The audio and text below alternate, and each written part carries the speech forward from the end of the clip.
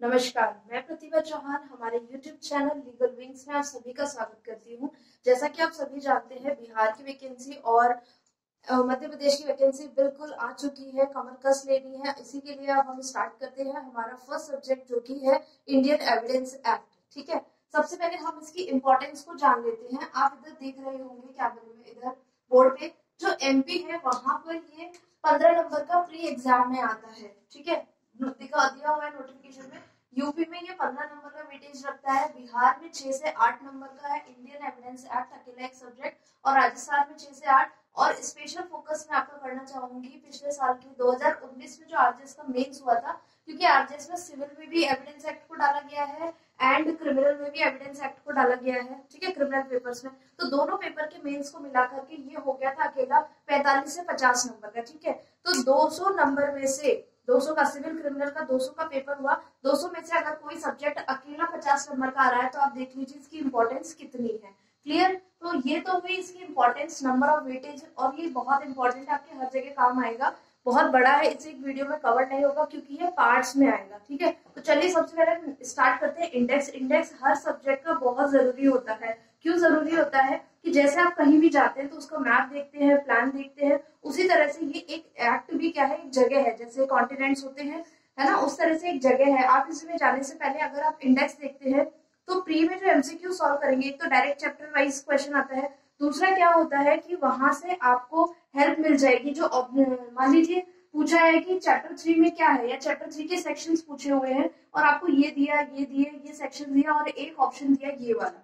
Clear है? तो आपको याद है कि 58 से ज्यादा का तो नहीं था, लेकिन 55 तक पार्ट ए है, तो आप ऐसे करके एलिमिनेशन वाले प्रोसेस से अपना सही आंसर फाइंड कर सकते हैं। पिछले साल जो मतलब पिछले वैकेंसी में 2018 में जो बिहार का प्री एग्जाम हुआ था, वहां पर एविडेंस का यही क्वेश्चन पूछा गया था कि कितने चैप्टर्स हैं और कितने टोटल सेक्शन है। तो इंडियन एविडेंस एक्ट में चैप्टर है टोटल 3, 11 सेक्शन है 167, और पार्ट्स जो है वो है 1, 2, 3।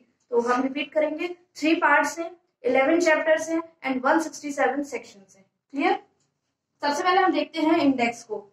तो इसको 3 पार्ट्स में बांटा गया है। पार्ट नंबर 1, सबसे पहले हम इसको समझने के एक बार मैं आपको वैसे बता देती हूँ। Relevancy of facts first part है, ऑन प्रूफ सेकंड पार्ट है, थर्ड पार्ट का नाम है production and effect of evidence. ठीक है, याद करने में थोड़ा मुश्किल होगी जो लोग फर्स्ट टाइम पढ़ रहे हैं, तो मैं इसको बताना चाहूंगी कि एविडेंस एक्ट, इस सब्जेक्ट का नाम ही क्या है, इंडियन एविडेंस एक्ट। मतलब कि गवाहों की बात होगी, किसी चीज को प्रूफ करने के लिए हम खुद भी बोलते हैं ना, छोटे छोटे 2 बच्चे भी अगर उनकी कॉपी एक्सचेंज हो जाती है तो वो भी कहते हैं ये मेरी है, ये मेरे होते हैं, तू प्रूफ कर, साबित करके दिखा, है ना। तो जब छोटे छोटे बच्चे भी ये जानते हैं किसी चीज को अगर अपने बात को बोलना है तो उसे साबित करना पड़ेगा, तो कोर्ट तो कैसे मान लेगी आपकी बात, बिना सबूत के नहीं मान सकती। ठीक है, तो सबसे पहले इंडियन एविडेंस एक्ट में जो सबूतों की बात होगी, कोर्ट में जो पेश किए जाएंगे, वो कौन से होने चाहिए, रेलेवेंस वाले। ठीक है, जो रेलेवेंट है, जो सुसंगत है।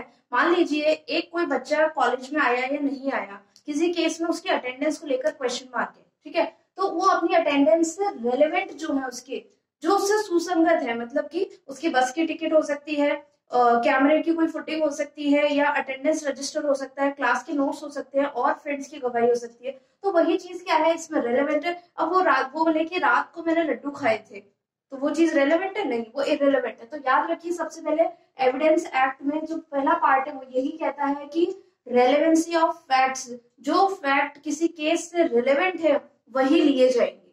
क्लियर है? तो जो अगर आपने रेलेवेंट फैक्ट ले लिए तो अब उनको क्या करना है, प्रूफ करना है। कोई फैक्ट कोर्ट ने कह दिया, ठीक है हमने मान लिया आपका नाम रामलाल है, तो अब एक काम करो, कोई प्रूफ तो दे दो। 10वीं की मार्कशीट होगी, कोई और होगा, आधार कार्ड होगा। तो अब क्या कह रहे हैं, ऑन प्रूफ, प्रूफ लेकर आ रहे हैं। क्लियर है? रेलेवेंट प्रूफ लेकर आ रहे हैं, पहला relevancy then proof, relevant proof लेकर आए। ओके, अब हम उस प्रूफ के बेस पे या तो आप केस जीतेंगे या आप केस हारेंगे। क्लियर है? उस प्रूफ के क्या होंगे, प्रोडक्शन के कुछ इफेक्ट्स होंगे एविडेंस में। क्लियर है? तो इसी से क्या हो गया, हमारा पार्ट 3 हो गया। कितने इजीली हमने इस चीज को समझ लिया। रेलेवेंसी ऑफ फैक्ट्स पहला, उसके बाद ऑन प्रूफ दूसरा, फिर आता है production and effects of evidence. Clear है? अब हम इसके अंदर चलते हैं। ठीक है, जो चैप्टर है वो देखते हैं। रेलेवेंसी ऑफ फैक्ट का जो पार्ट है, पूरा का पूरा ये जो पार्ट है, इस पार्ट में 2 चैप्टर डील करेंगे। चैप्टर नंबर 1 जो कि है प्रारंभिक, सभी लोग जानते हैं। फिर दूसरा आता है इसके अंदर प्रारंभिक के अंदर जो सेक्शन है वो है 1 to 4। क्लियर। फिर आता है चैप्टर नंबर 2, जो कि ये नाम है ना रेलेवेंसी ऑफ फैक्ट, ये एज इट इज नेम है किसका, हमारे चैप्टर नंबर 2 का, that is relevancy of facts. और इसका जो सेक्शन है वो है 5 to 55, हिंदी में बोलते हैं 5 से 55। और क्या हो गया फ्रीक्वेंटली बोलने पे, 555। बचपन में हमने तो सुना होगा ना 555 एक साबुन आता था, तो इजीली याद हो जाएगा आपको 555। ठीक है। नेक्स्ट आता है ऑन प्रूफ वाला जो एरिया है, उसमें जो चैप्टर है वो 4 चैप्टर है, 3, 4, 5 एंड 6। क्लियर है। पहले में 2 चैप्टर, फिर 4 चैप्टर। ओके। तो जो चैप्टर नंबर 3 है वो कहता है facts which need not to be prove, that means वे तथ्य जिनका साबित किया जाना क्या नहीं है, आवश्यक नहीं है, नीड नहीं है। ऐसे कोई तथ्य होंगे जिनको प्रूफ करने की जरूरत ही नहीं है। अगर कोई इंसान खुद ही कह देगा कि हाँ मैंने चोरी की, दैट मीन्स एडमिशन कर लिया है ना, तो वो फैक्ट प्रूफ करने की जरूरत नहीं है। ये हमारा सेक्शन 58 कहता है admitted facts need not to be prove. तो कौन सा है, सेक्शन 56 to 58। नेक्स्ट कहता है कि पहले तो ये देख लिया कि कौन से एविडेंसेस को प्रूफ करने की जरूरत नहीं है, फैक्ट्स को। ठीक है। लेकिन अब कुछ तो ऐसे होंगे जिन्हें प्रूफ करना है, तो जिन्हें प्रूफ करना है तो सबसे पहला सबसे कन्वीनियंट हमारे पास कौन सा प्रूफ होता है, किस तरह के एविडेंस दे सकते हैं। जैसे कि आप खुद एक एस्पिरेंट है तो आप जानते ही हैं बोलना ओरल कितना अच्छा होता है, लिखने में जो रिटन एग्जामिनेशन होता है, मेंस का एग्जामिनेशन होता है, कितनी परेशानी आती है तैयारी में भी और क्लियर करने में भी। ठीक है। तो सबसे पहले कौन सा आता है, ओरल एविडेंसेस। ठीक है। सेक्शन आएगा 59 to 60।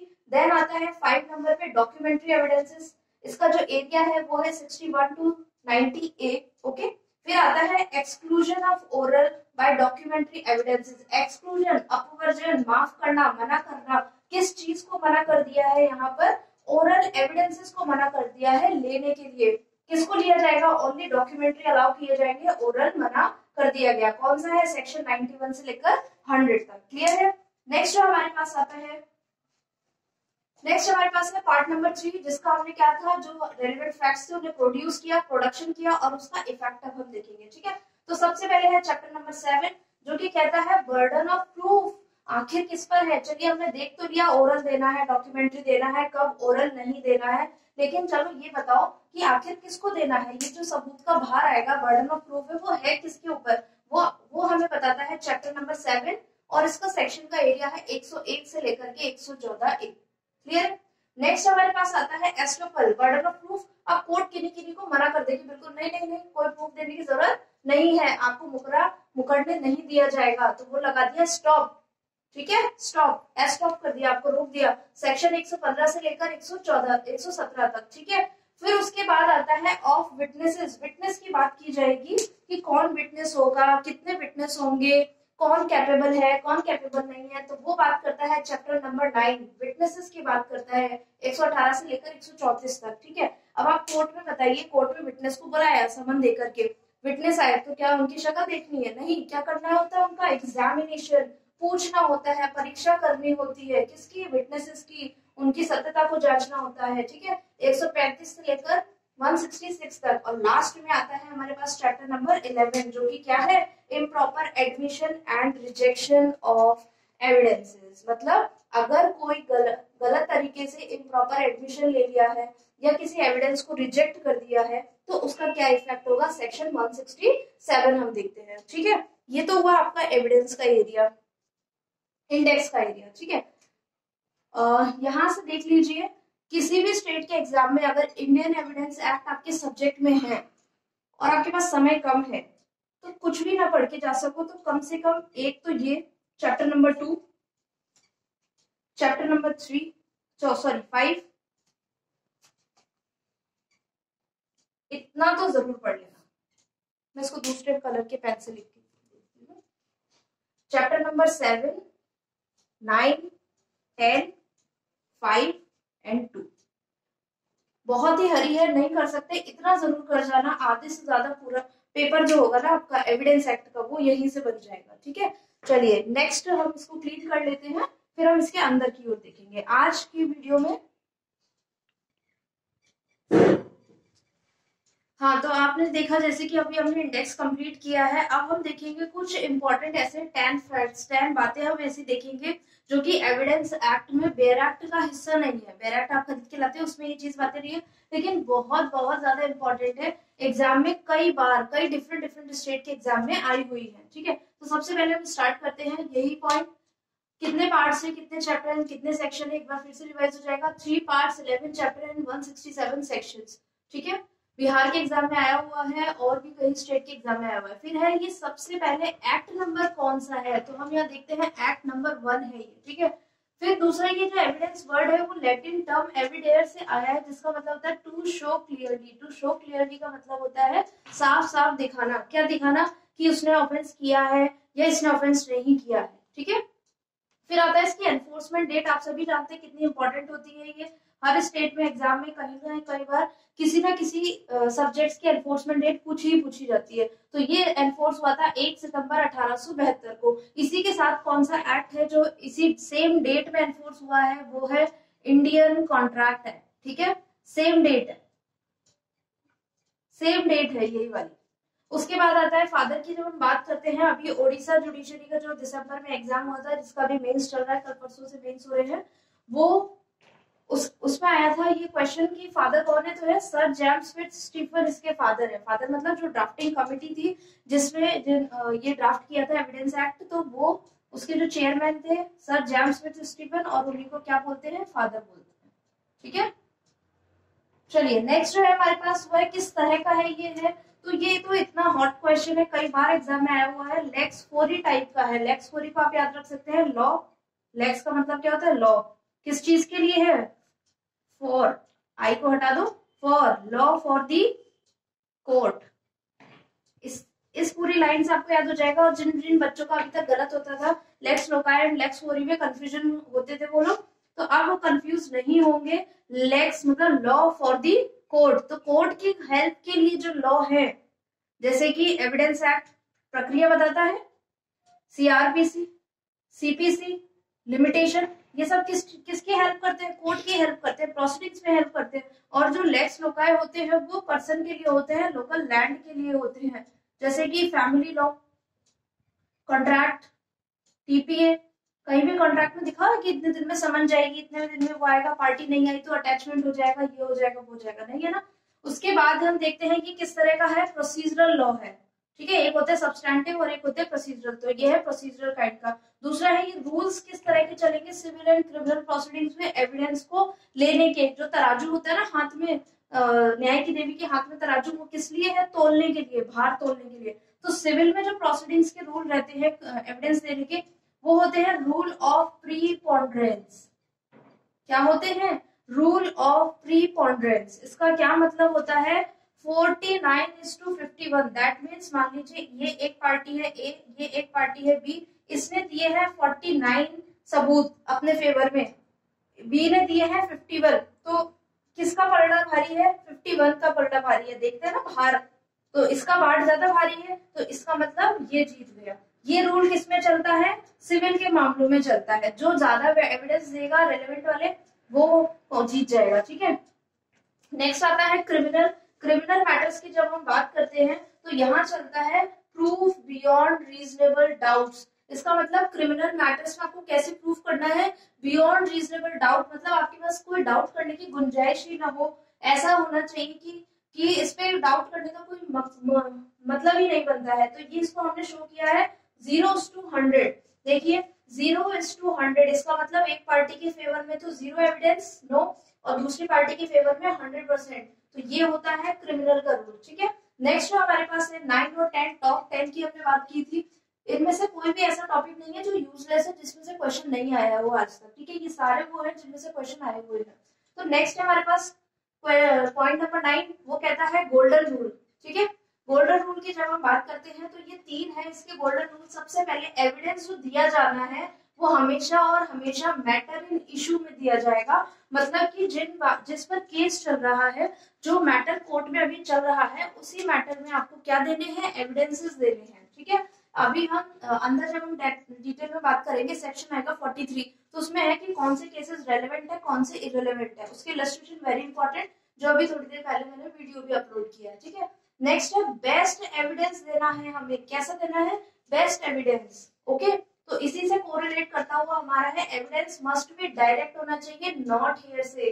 तो हेयर से क्या होते हैं? बेस्ट एविडेंस नहीं होते, और हमने पढ़ा है बेस्ट एविडेंस देना है। नेक्स्ट आता है हमारे पास ऑब्जेक्ट्स। इस एक्ट के ऑब्जेक्ट क्या है, ठीक है।